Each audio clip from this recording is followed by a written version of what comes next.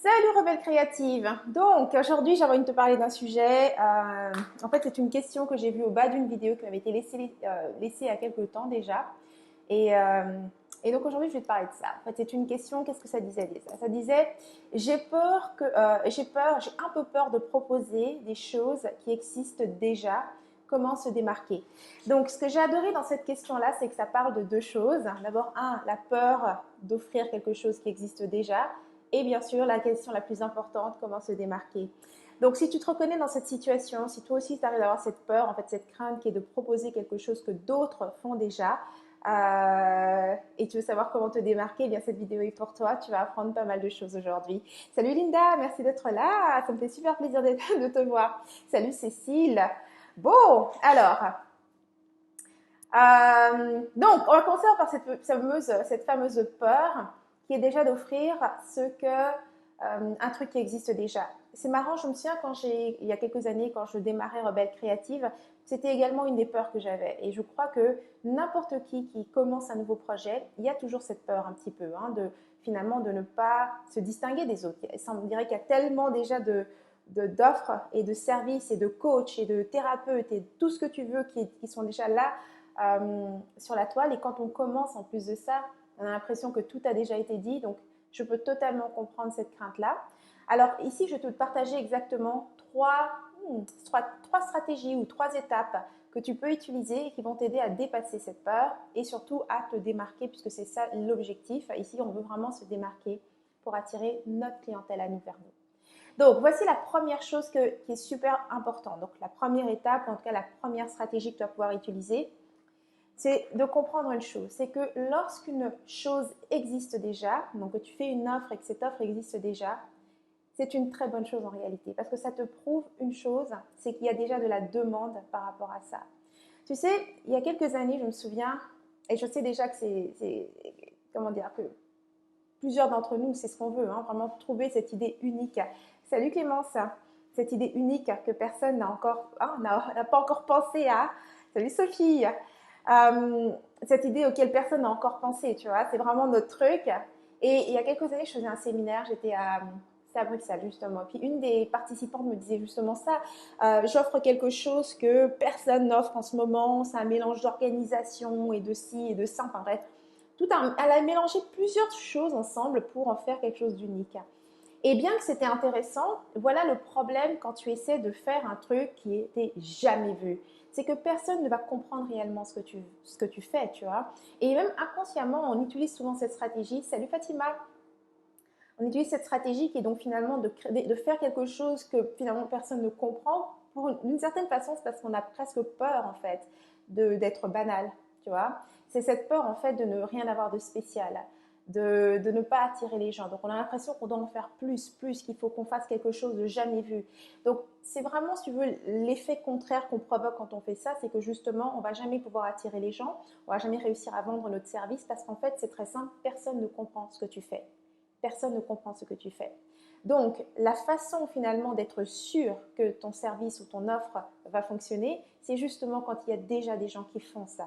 Donc, première étape, c'est de comprendre une chose, c'est que si c'est déjà offert, si ce que tu proposes est déjà offert, c'est une très bonne nouvelle. Ça veut dire qu'il y a de la demande par rapport à ça. L'autre chose, ce que je voulais aussi en même temps préciser, te faire vraiment la distinction entre l'innovation et justement le fait de vouloir inventer un truc. C'est quelque part, inventer n'est pas nécessaire. On veut innover. Donc, par exemple, un exemple d'innovation, si on pense peut-être à la première voiture qui a été créée par Henry Ford, au moment où il décide d'amener la voiture à moteur, la voiture existait déjà. C'est simplement qu'elle était tirée par des chevaux à cette époque-là. La même chose quand, je ne sais pas moi, Steve Jobs décide de créer iTunes, donc ça veut dire une plateforme sur laquelle on peut télécharger de la musique. C'est une technologie et c'était déjà quelque chose que nous faisions à cette époque-là. La seule chose, c'est que c'était illégal de télécharger de la musique en ligne. Donc, il n'existait pas de site légal, une façon légale de télécharger de la musique en ligne à cette époque-là. Donc, lui, c'est ça l'innovation qu'il a fait avec iTunes, c'est qu'il a répondu à un besoin qui existait. Donc, il y avait déjà une grosse demande par rapport à ça et il a simplement amené une façon légale pour les gens d'avoir ce qu'ils voulaient. Okay? Donc, c'est ça la différence entre essayer d'inventer quelque chose de jamais vu et simplement innover, amener une façon différente de le faire. Ce qui m'amène donc à la deuxième étape. Donc la première étape, c'était de simplement comprendre que si ce que tu proposes existe déjà et a déjà été offert, même 10 fois, 20 fois, 100 fois, c'est génial, c'est une bonne nouvelle, ça veut dire qu'il y a de la demande. La deuxième étape, c'est de vraiment faire la différence entre, en fait, c'est de changer quelque chose dans ton esprit. Plutôt que de penser en termes de compétition, de penser en termes de collaboration. Tu vois, il y a quelques années, comme tout le monde, hein, comme j'ai dit, moi aussi j'ai commencé avec Rebelle Créative en me disant il n'y a personne qui fait ça dans la francophonie, cette approche que j'ai, cette vision que j'avais où je voyais ce développement personnel, la spiritualité, aller main dans la main avec le business, les revenus et toutes ces choses-là. C'est quelque chose qu'on ne voyait pas vraiment dans la francophonie et encore moins à travers, en fait, parmi les femmes, en fait, les femmes entrepreneurs. Donc, je regardais Rebelle Créative, ma vision et tout ce que je voulais amener et je me disais, il n'y a personne qui fait ce que je fais, tu vois. Et donc, c'est super important au moment où j'ai compris qu'en fait, non, c'est pas vrai. Tu vois, c'est la meilleure façon de s'isoler et de justement faire en sorte que ton projet ne fonctionne jamais, c'est de penser de cette façon-là. Donc, la question inverse, c'était de demander, mais qui fait déjà ce que je fais? Peut-être qu'elle n'utilise pas exactement les mêmes mots, peut-être qu'elle ne le fait pas exactement comme moi, mais c'est ça qui fait ma différence. C'est ça qui me rend unique. Mais qui sont ces autres femmes qui œuvrent qui travaillent dans le développement personnel, qui ont un message qui ressemble au mien, même si ce n'est pas exactement le même, mais qui ressemble au mien, ou bien qui essaie d'amener les résultats que j'aimerais amener à mes clients. Et à partir du moment où j'ai trouvé ces personnes-là, donc plutôt que de chercher ce qui me différenciait de ces personnes, j'ai cherché à trouver notre point commun. Ok? Ça, c'est vraiment une stratégie qui est hyper importante. Plutôt que de chercher ce qui te différencie des autres, cherche le point commun entre toi et les autres. Et dès l'instant où j'ai trouvé ce point commun, eh bien, j'ai pensé, plutôt que de penser en compétition, genre, ah, mais elle le fait déjà, et puis elle aussi, donc on serait en compétition, j'ai pensé en termes de collaboration. Donc, vu que j'ai ma vision unique, qu'est-ce que je peux apporter à cette personne, tu vois?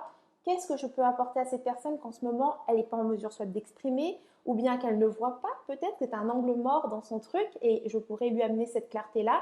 Comment puis-je aider cette personne? Donc en pensant de cette façon-là, moi dans mon cas avec Rebelle Créative, c'était de mettre en lumière, d'offrir une plateforme pour toutes les femmes entrepreneurs qui étaient dans le développement personnel, la spiritualité, le bien-être, celles qui avaient une approche bienveillante et vraiment ne pas juste rester comme des thérapeutes ou bien des petites travailleuses, mais réellement de les positionner en tant qu'entrepreneurs. Donc j'ai donné une plateforme où j'ai fait des interviews, où j'interviewais des personnes qui étaient connues comme étant des influenceurs ou bien des personnes dans le développement personnel et j'ai eu de véritables conversations de femmes entrepreneurs avec elles où j'ai parlé de business, de stratégie, de revenus. C'était ma façon à moi d'amener quelque chose à ces personnes. Donc, deuxième étape super importante.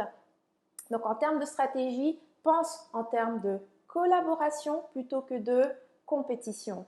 Et finalement, ce qui m'amène à la troisième étape, donc la troisième stratégie, une méthode de pensée différente, c'est de comprendre une chose, c'est qu'il y a de la place pour tout le monde.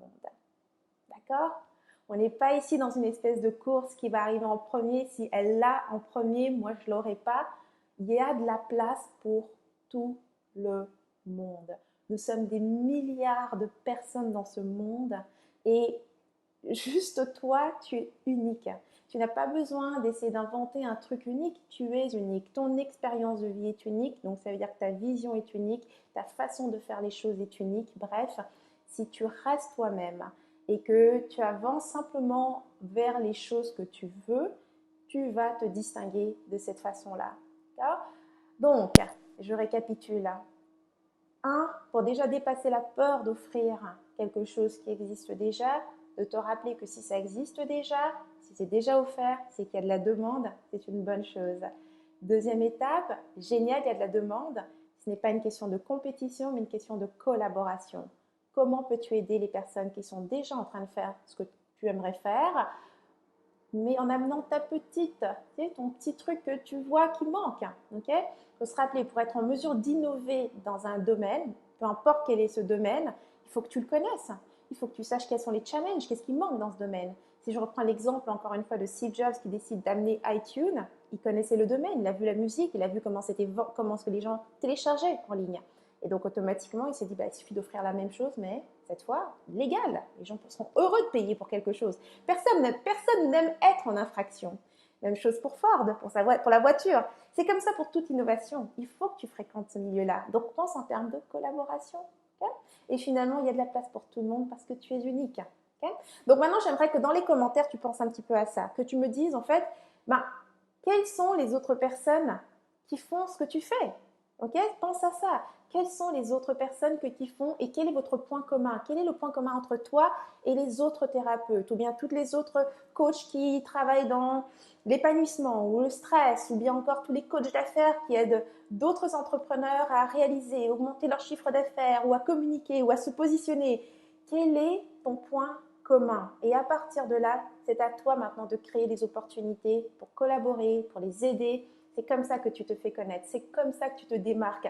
Étrangement, la meilleure façon de te démarquer, c'est de t'associer aux gens qui font déjà la même chose que toi. Pourquoi? Parce qu'en vous ayant côte à côte, c'est facile de voir qu'est-ce qui vous démarque. Quand vous êtes loin l'un de l'autre, ça a l'air de loin, que vous avez l'air de faire la même chose. Mais côte à côte, ça devient évident que vous êtes différents. D'accord? Donc voilà, c'était le sujet de ce live. J'espère que ça t'aura aidé. Pense à cette réflexion. Pense en termes de points communs. Laisse ça dans les commentaires. Je veux savoir ce que tu penses. Et si tu as des questions sur le même sujet, sur un sujet différent, n'hésite surtout pas. Tu laisses ça dans les commentaires et je m'en servirai pour un prochain live. Alors coucou Agathe, si je t'ai pas dit bonjour. Salut Patricia, ça me fait plaisir de te voir. Et on se revoit très très bientôt pour un prochain live. Merci Linda.